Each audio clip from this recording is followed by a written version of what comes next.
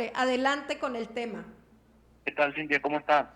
Aquí pues con mucho calor, pero no nos queda de otra, ¿no? Vivimos aquí. Sí, me imagino, digo, el tema del calor está a nivel nacional y bueno, Sí. una de las cosas que nos pega aunado al calor acá en el noreste del país, en Nuevo León sobre todo, es la crisis del desabasto del agua. No sé si, digo, como probablemente ustedes ya han sabido, desde hace un par de meses, de hecho desde febrero, el gobierno del estado había lanzado una alerta de emergencia ante pues, la poca disponibilidad del agua para la ciudad. Y bueno, el gobierno ante esta crisis extrema que se está presentando en los últimos meses, ha emitido una serie de recomendaciones y una serie de medidas, ha aplicado una serie de medidas extremas que incluyen desde horarios escalonados de agua a incluso a haber zonas en zonas del área metropolitana de Monterrey donde no ha habido agua, hay sectores de la población de aquí de Monterrey que señalan que llevan incluso un mes sin el líquido. Entonces, es una problemática que nos está pegando muy fuertemente acá en el, Sí. en, en el noreste, pero no solamente es exclusivo aquí de Nuevo León, sino que esto, lo que se está viviendo ahorita en Nuevo León, es un posible escenario que se puede ver o se podría dar en gran parte del país. Sí, que qué fuerte, ¿no? Aquí también tenemos problemática. Aquí lo que se dice que no es tanto que no haya agua, sino la distribución del agua, que viene una cosa pegada con la otra, ¿no? Y a veces las autoridades como que no quieren dar a conocer lo que verdaderamente está sucediendo, Mario Octavio. Sí, fíjate, justamente eso, a pesar de que el país es muy rico hídricamente, o sea, realmente tenemos mucho acceso bueno, hay gran cantidad de agua a nivel nacional, es un país muy rico en este recurso, actualmente cerca del 81.3, cerca del 80% del territorio nacional se encuentra bajo algún grado de intensidad de sequía, esto con datos de Conagua al 15 de marzo. Pero ¿qué es lo que está provocando esta crisis? ¿Qué llegó a provocar esta situación de falta de agua que ha provocado esta situación tan extrema, por ejemplo, con Nuevo León? Bueno, pues son varios factores y nosotros hemos identificado algunos de los más relevantes, como es el aumento de la temperatura y la crisis del cambio climático. Digo, si bien en los últimos días las temperaturas acá en el estado han llegado a rebasar los 40 grados centígrados, esto no es inusual, las altas temperaturas. Lo que sí es inusual es que el secretario de Medio Ambiente aquí en el estado ya reconoció que la temperatura ya se encuentra arriba del promedio en cerca de 1.5, 1.7 grados. O sea, ya es un aumento de la temperatura constante.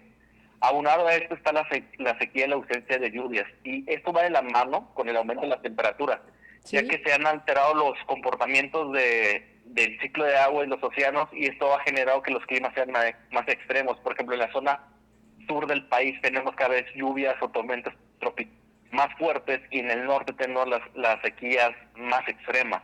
Entonces estos desequilibrios hidrológicos también han motivado pues que haya de cierta manera una limitante en cuanto al acceso al agua. Aparte, Nuevo León tiene una vocación industrial, entonces las concesiones del agua aquí a la industria son algo que se ha estado planteando o se ha estado poniendo en tema últimamente. Y para esto, la organización Frente Nuevo León señaló que 12 multinacionales aquí en Nuevo León acaparaban gran parte del líquido en el estado. Entonces, esto también ha generado cierta molestia entre la ciudadanía, que dice que se le está privilegiando a las industrias sobre la ciudadanía. Y por último, bueno, tenemos una cultura deficiente y un mal uso del agua.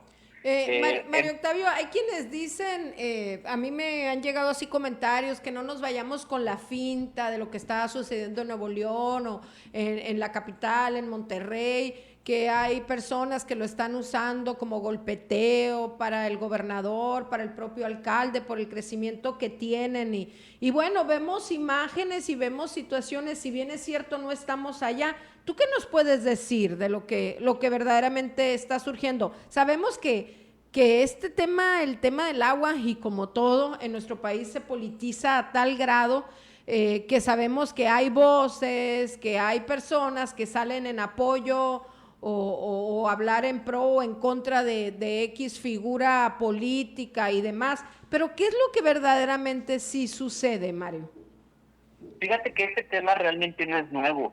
En 1984, el entonces gobernador de aquí del estado, Alfonso Martínez Domínguez, ya enfrentaba una crisis similar en cuanto al acceso del agua y a la disponibilidad del agua. Y en una entrevista que se hizo en ese tiempo por el grupo Multimedios, el gobernador Martínez Domínguez señalaba que, bueno, se hicieron ciertas acciones, se perforaron pozos y se hizo ciertos ajustes a la red de distribución del agua, y él señalaba que con estas acciones en ese entonces se tendría agua suficiente hasta cerca del año 2010, entre 2010 y 2020, si se usaba de manera razonable.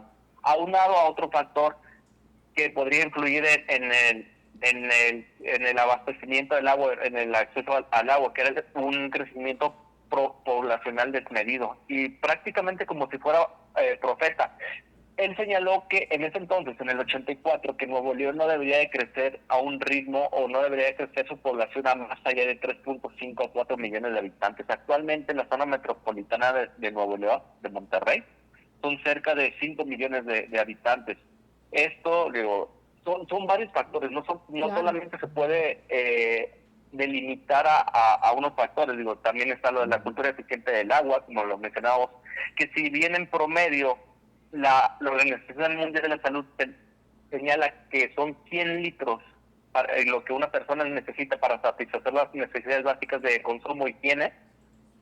Hay municipios aquí en la zona metropolitana de Nuevo León, como San Pedro Garza García, que consumen 300 litros de agua por habitante. O tenemos la zona, todavía pertenece a la zona metropolitana, pero es una zona ya un poquito más alejada, son 50 kilómetros, que es el municipio de Santiago, donde hay muchas quintas, donde los habitantes llegan a consumir hasta 186 litros de agua por habitante. Entonces son esa cultura eficiente que también está a la par abonando en esta crisis de agua. Y bueno, la crisis del agua no solamente se queda así, como tú decías que puede ser utilizada por un golpeteo político, Sí. nosotros identificamos ciertas crisis adyacentes a la crisis, al tema central del agua que se pueden dar, como son las afectaciones educativas.